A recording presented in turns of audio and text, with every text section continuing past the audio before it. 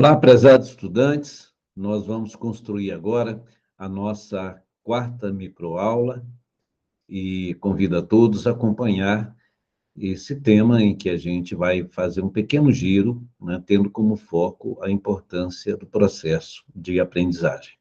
Então, convido a todos a fazer esse giro comigo, né? Vamos, então, iniciar aqui a nossa aula.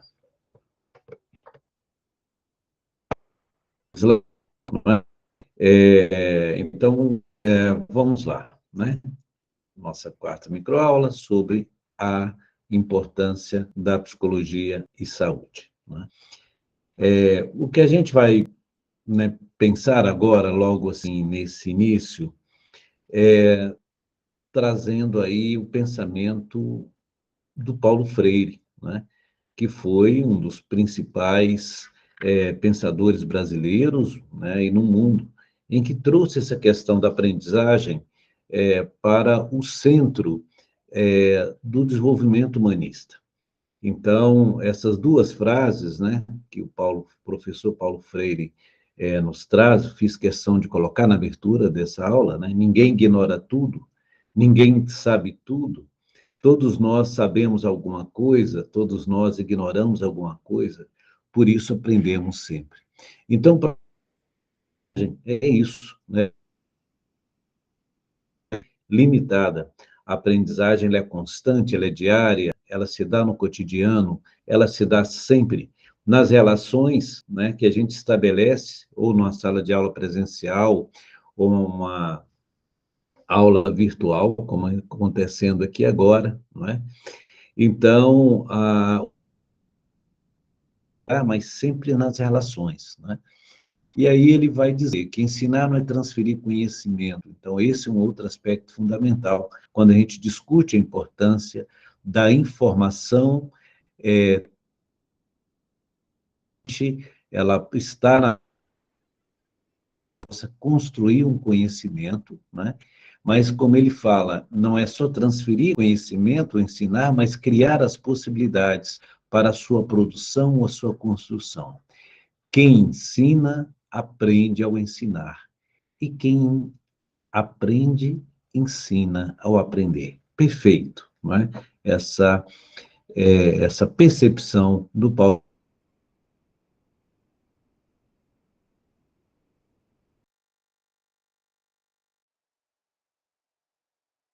Constar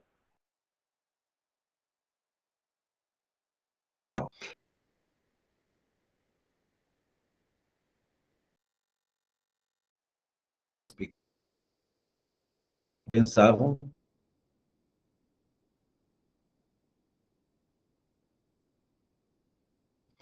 de forma bem objetiva que o desenvolvimento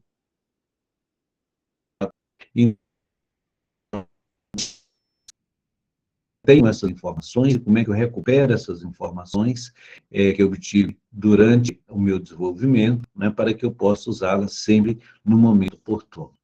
Isso significa que as mudanças do comportamento das pessoas ao longo do tempo são resultantes dessa experiência ou também resultantes da adaptação ao ambiente. Quer dizer, eu aprendo também com o meu ambiente. Se o meu ambiente é acadêmico, se o meu ambiente profissional, né? Ali há culturas em que me leva a vivenciar experiências e que eu passo também a reproduzir, a ter um comportamento relacionado àquela aprendizagem vivenciada numa adaptação ao ambiente. Então, a gente parte aí para uma questão básica, né, que é a conceituação do aprendizado. A aprendizagem é uma capacidade que nós sempre colocamos em ação a cada momento da nossa vida, não é? Para que a gente possa dar as melhores respostas aos desafios que a gente recebe no nosso processo de existir, né? Então, é essa capacidade que nós temos de colocar sempre em prática o que a gente experienciou. Um outro conceito mais amplo, né? São conjuntos de processos psicológicos, então nós vamos estar relacionados aí à parte emocional, motivacional, comportamental e cognitiva, né? Do conhecimento, que permitem com que todos, né, aprendam algo de novo. Portanto, a aprendizagem é um processo essencialmente ligado ao conhecimento, né? Essencialmente cognitivo. Eu gostaria, então, de trazer essa pirâmide e apresentar para vocês, não é? Como acontece. Então, como é que eu retenho esse conhecimento? Como é que eu retenho essa aprendizagem, né? Então, essa pirâmide ela vai mostrar o seguinte, que 90% do meu conhecimento, né, ele é resultado do que eu passo, né, ensinando aos outros. A partir do momento que eu sei e compartilho com o outro, eu retenho esse conhecimento, não é? 70 praticando o que eu aprendi, praticando o meu conhecimento. E 50% é da minha relação com os grupos, conversando, dialogando, discutindo com os grupos o conhecimento que eu trago. Aí nós temos lá 30% de demonstração, 20% utilizando recursos audiovisuais, 10% de leitura, 5%, né, de assistir a uma palestra. Então, é muito importante essas formas de transmissão do conhecimento e o índice de retenção, né, quando coloca principalmente na base da pirâmide, né, que o conhecimento, o processo de aprendizagem, ele acontece mais quando eu compartilho em grupo, quando eu pratico esse conhecimento e quando eu ensino os outros, né? Um outro aspecto, né, como aprendemos, né, que aí essa famosa pirâmide de aprendizagem do Glasser, né, William Glasser, e vai dizer, então, que daqueles 90%, ele vai considerar já aqui 95%, quando a gente busca ensinar o outro, definindo, resumindo, ilustrando, né, generalizando, elaborando. 80% quando a gente demonstra, pratica, diferencia, cataloga, revisa, né? 70% quando a gente passa a relatar, perguntar, definir, numerar, debater, recordar, nomear. 50%, né, do nosso aprendizado se dá entre o ver e ouvir, 30% ao ver, 20% em que ouvimos e 10% que lemos. Prestem atenção nesses 20% e 30%, né, do escutar e ver, né, e ver e ouvir, né, que formam 50%, que a gente vai trabalhar um pouquinho aqui pela frente. Então, a aprendizagem é sempre uma mudança, né, permanente do comportamento como resultado de uma experiência. Então, eu aprendi, adquiri um conhecimento e vou levá-lo para o resto da vida.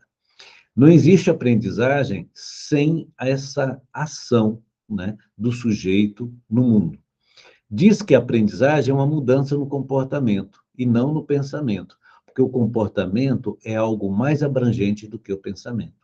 Então, a aprendizagem ela requer ação, né, ação do cotidiano.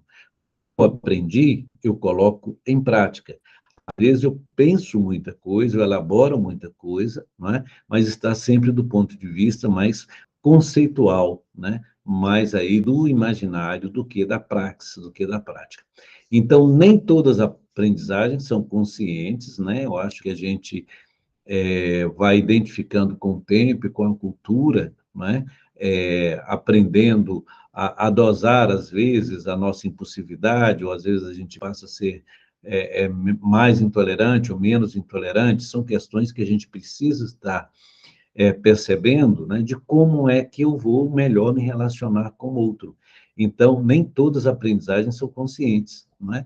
Então, às vezes, a gente fala, poxa vida, você aprendeu errado a lidar com esse problema. Então, em vez de confrontar uma pessoa, você passa a ouvi-la primeiro e depois trabalhar com os argumentos dela para melhor assentar essa relação dialógica do aprendizado.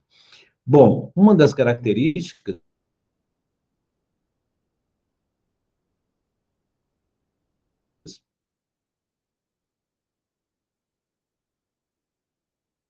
é o visual, né, o sensorial visual, em que a gente organiza, como ele ordena, a partir de uma visualização, eu vejo a aparência, né? Eu demonstro, né? Se, no caso aí, a pessoa está vendo um cafezinho, né? Eu demonstro emoção, né? Que legal, eu gosto de café, eu não gosto de café, enfim. E eu apresento essa característica através também de desenhos, né? A característica do aprender do sistema sensorial visual, como a gente viu na pirâmide, que compõe aqueles 50%. Segundo Felder e Silverman, os estilos de aprendizagem, então, eles são visual, como nós vimos agora, sensorial e verbal. Então, visual, né, são características que os indivíduos possuem, né, facilitadas por lembrar, né, sempre daquilo que a gente viu, né, gráficos, imagens, de forma geral. Aí nós temos o estilo sensorial, né?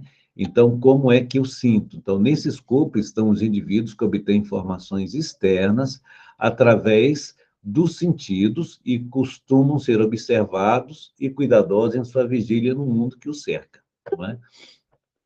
Só voltando aqui para continuar aí essa nossa exposição. Então, esse estilo sensorial, né, é quando a gente convida o nosso corpo, não é, a identificar na nossa relação com o meio, não é, aquilo que o meio externo nos possibilita. Se frio, se quente, se a gente vem percebendo alguma situação que o próprio organismo sente de um mal-estar, conforme o lugar que a gente esteja, se alto, se um lugar em que a gente esteja mais na penumbra, né? Então, assim, nesse escopo, os indivíduos obtêm informações externas, né? Porque é o nosso corpo, né, que vai trazer essa aprendizagem, foi assim que a gente aprendeu, né? Ninguém nos falou, olha, frio é assim, não. Imediatamente eu já sinto a necessidade de colocar uma blusa de frio quando eu percebo uma queda de temperatura. Então, é esse corpo aprendido através de um estímulo externo, né?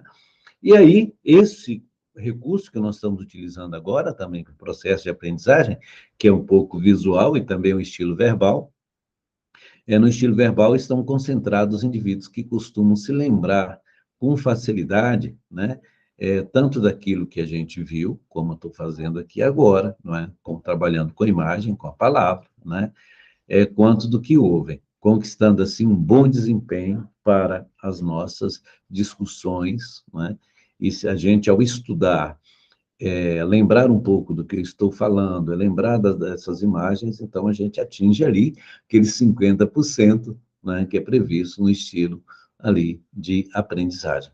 Bom, minha gente, esse era o propósito, né, eu estou trabalhando aqui com informações da quinta e da sexta unidade, espero que tenha buscado contemplar a vocês, né, alguns questionamentos que são feitos nos exercícios, né, e eu busquei responder nessa microaula algumas questões dos exercícios, não é? Então, muito obrigado, até o próximo encontro.